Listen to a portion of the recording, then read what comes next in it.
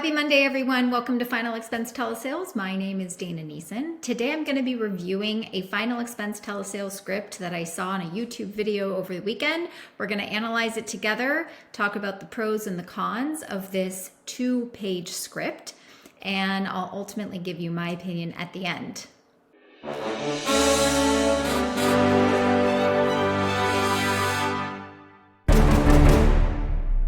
If you're just now finding this channel, again, my name is Dana Neeson. I run a telesales team for Tailored Legacy. We sell final expense insurance over the phone with one carrier. My job is to try and help you have stronger, more sophisticated sales conversations. So if you've been following my channel, you know that we go pretty darn deep into really getting our customers to open up about what they're looking for, where they've been, where they want to be, what's held them back, trying to get them in a mindset of making that need so large so they have no choice emotionally. Like that tension is so strong internally that they want to make a change. And that's so important when it comes to a one-call close, because the quicker you get to the quote, the higher the chances you'll have someone that wants to think about it or gives you an objection, or you're going to be more likely to just want them to apply because they don't know if they're going to get approved. And overall, it's just a weaker approach. You'll have a much higher rate of cancellations and chargebacks, and we just don't want to live in that world. So I found a script over the weekend. I actually wasn't looking for it. It just happened to show up on my feed. It has a lot of views. And so I thought I would go over it with you, because if this is a similar script to what you have, you are probably super conflicted about how to use this script and integrate what I teach. Like, I can totally tell why this would be confusing. So we're going to go over this script. We'll share it on my screen as we go through it, one section at a time. And I'm going to talk to you about some of the good things, some of the maybe not so good things. And as I was listening to this our YouTube video, there were a lot of agents that expressed some concerns about where they were getting stuck. And so maybe I could help get you unstuck as we go through this script together. All right, so it starts. Hi, Stephen, this is Andy. I'm just giving a call back in regards to the Wisconsin Final Expense and Burial programs. It's the one where you listed your beneficiary as Rhonda. And just to verify, you also listed your date of birth as blank and your address as blank. Beneficiary was blank too. I just inserted a name there. Is that still correct? Great. Now I'm the underwriter assigned to get you qualified for coverage today. Go ahead and grab a piece of paper and a pen, and I will show you a few options.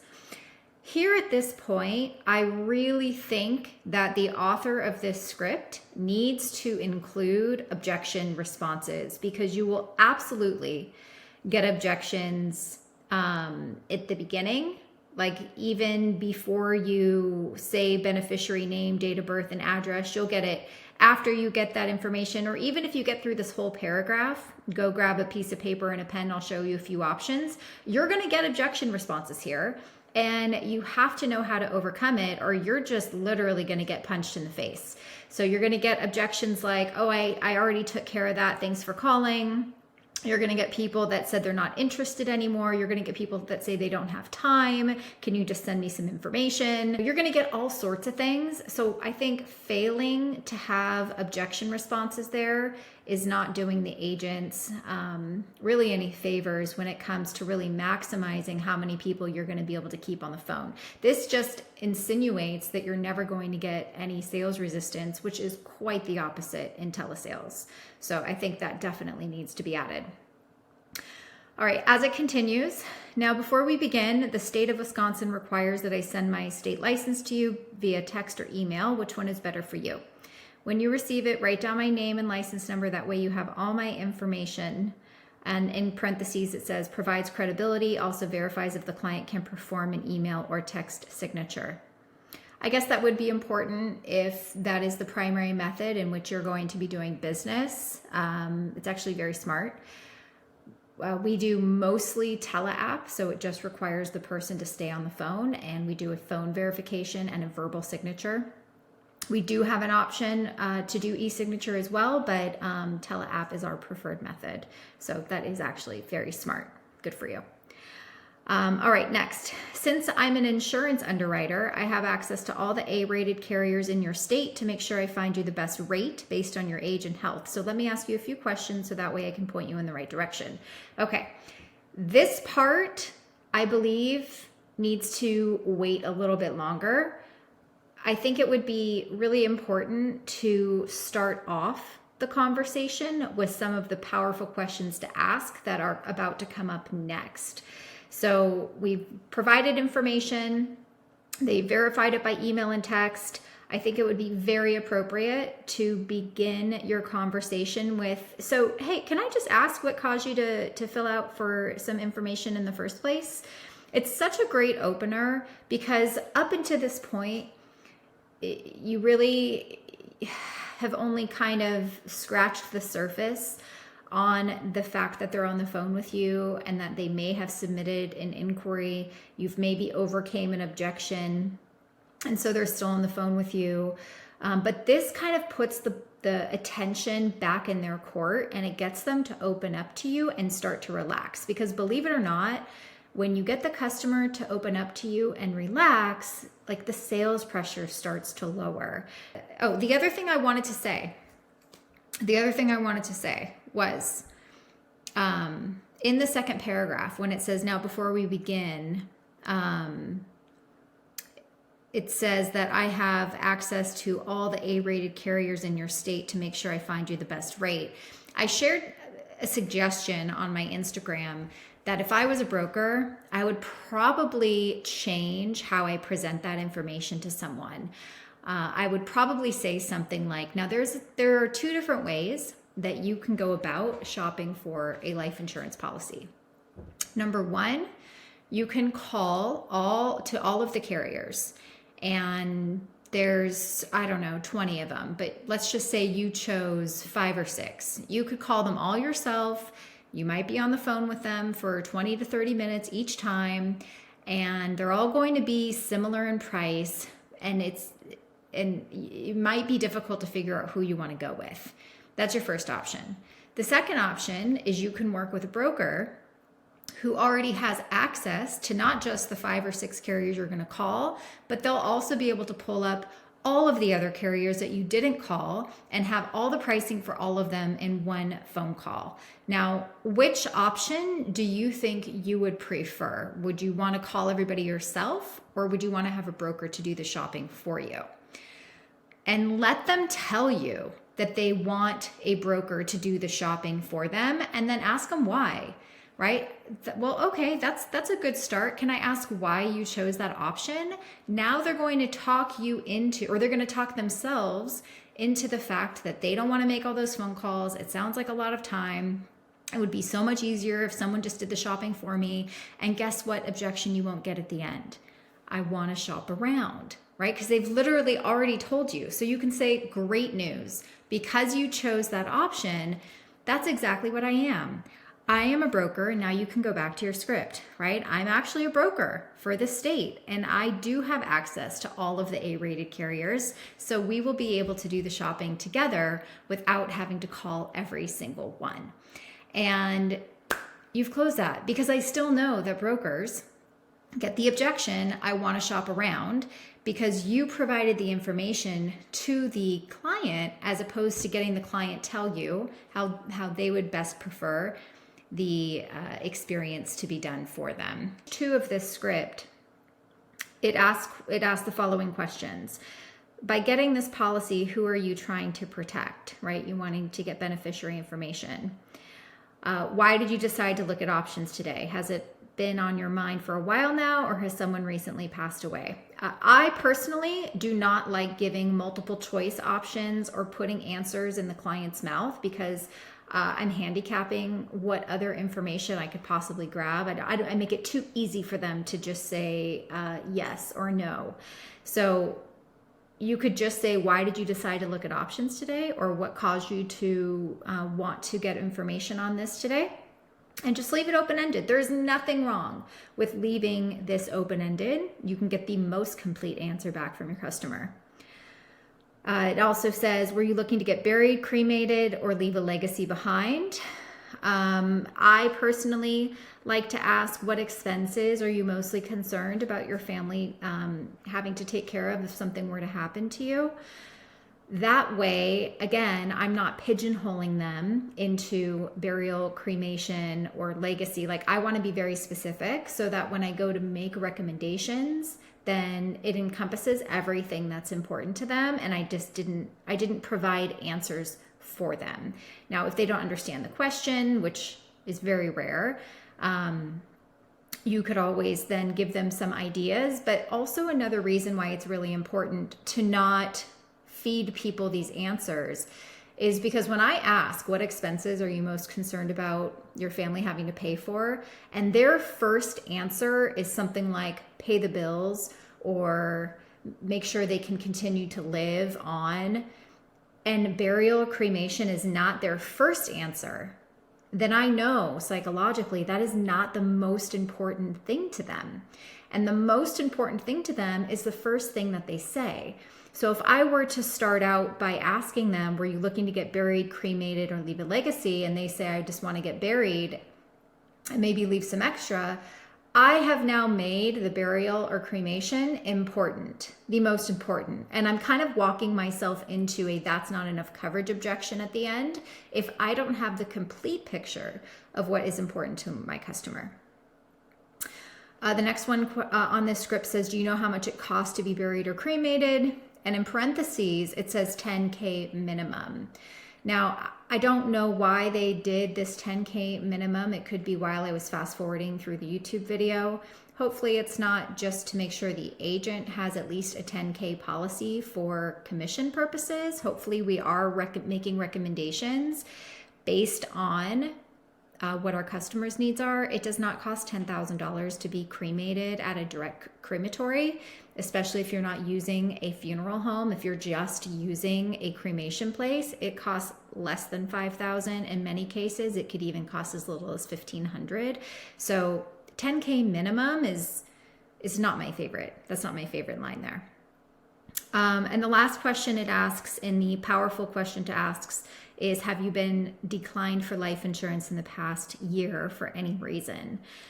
I think that's probably a question that's more self-serving for the agent, so that if you're a broker with multiple carriers, you can start to narrow down the carriers that you're going to use based on why this customer might have been declined. That's just a guess. I'm not a broker. I only work with Lincoln Heritage, and there's very, very few reasons why someone would get declined for life insurance with us.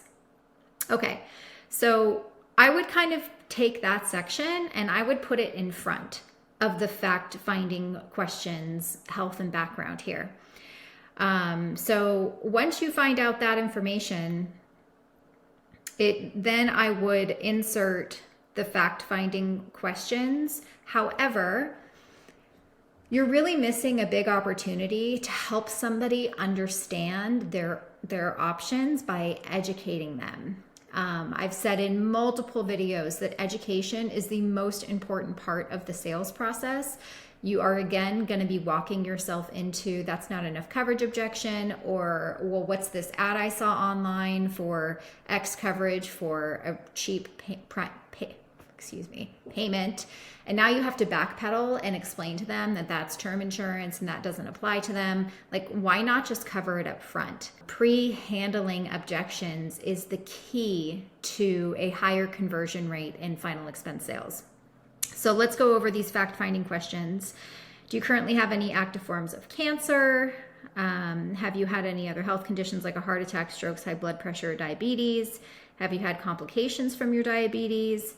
Do you currently take medication or been prescribed anything in the past? Are you currently using an oxygen machine or a wheelchair? What's your approximate height and weight? And are you currently working, retired, or disabled? So at this point, you're now at your transition statement on this script, which is, now, Stephen, I know you know your budget better than I do, so we can always adjust the coverage higher or lower as you see fit. Oh, I'm sorry, I did miss a couple questions here. Just as an estimate, how much are you making per month? If you're retired and receiving Social Security or a pension, are you receiving benefits through a Direct Express card or a checking account? Okay. Hopefully they're asking that because they're trying to figure out which carrier accepts which form of payment. I personally teach my team to not write policies at all with Direct Express. As much as we want to be able to help everybody that we can, this industry in general, Direct Express just has the worst persistency. And even if you find carriers that do advance on Direct Express, you're going to be walking yourself into a 70% cancellation rate. So it's just not worth it. Don't take it. All right, so we're now at our transition statement. Now, Stephen, I know you know your budget better than I do, so we can always adjust the coverage higher or lower as you see fit. And based on the information you provided, this is what's recommended. Parentheses, try and keep the premium under 8% of monthly income. Use with discretion. Provide 3 options based on health screening and budget. Out of these 3 options, what makes the most sense for you, and beneficiary name. Okay, so of course they're going to know their budget better than the agent does. However, I think, and maybe this is like a beginner's type of script, and as you do training, you can learn better ways to quote people, because even in my script, I do have the agents provide 3 options that they believe are a good fit based on everything that they discussed. A better, more advanced option would be you want to know what is in their best interest better than they do. So the wording, you know your budget better than I do, I don't love that wording because that's kind of putting the control back in their court as far as you know better than me what you need. And I don't want it to come across that way. I want to come across as the expert based on everything you've shared with me and what you would love to be able to take care of. However, knowing that you are X, of age, that you're living on a fixed income, we may not be able to take care of the whole thing, but we'll definitely do our best to cover as much of it as we possibly can, keeping in mind your budget. So what I'm going to recommend for you will cover X, Y, and Z, and it would provide X amount of coverage. The monthly payment would be this per month. Now, before I give you any other options, kind of what are your thoughts on that? I think the more options that we do provide our clients, the more likely they will want to think about it. That's one of the biggest reasons why people do want to think about it, because they're not confident in their own decision-making abilities to take that information and make a decision. Now, I think the biggest thing missing from this entire script is education.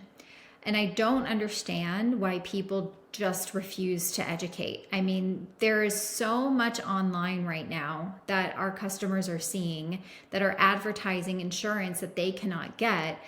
It just makes sense to just take an extra 5 minutes and help them understand the ads that they've been seeing online compared to what they may be wanting to get, so that you don't get those objections at the end. It's just, there's a handful of objections we want to avoid, and that is the easiest one to avoid if you just educate your clients a little bit before you head into quotes. At the end, this script says talk briefly about the carrier, start with Sentinel or whoever they qualify for, talk about their financial strength, and how long they've been in business. And then I guess apparently at that point, you start writing the application and ask for the close.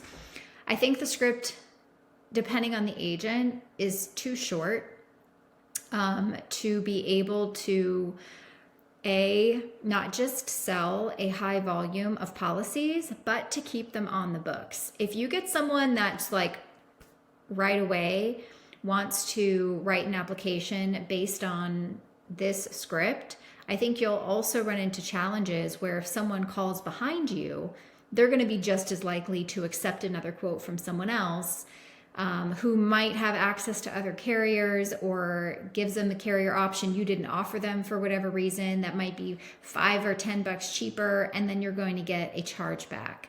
So the longer you can make your script, the more information you can provide for free without asking anything in return, the higher the chances that your customer will remember you and stay with you when those next people call you down the road.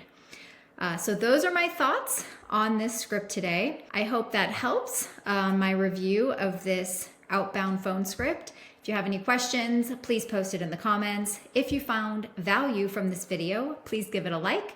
And I look forward to seeing you on another video this week.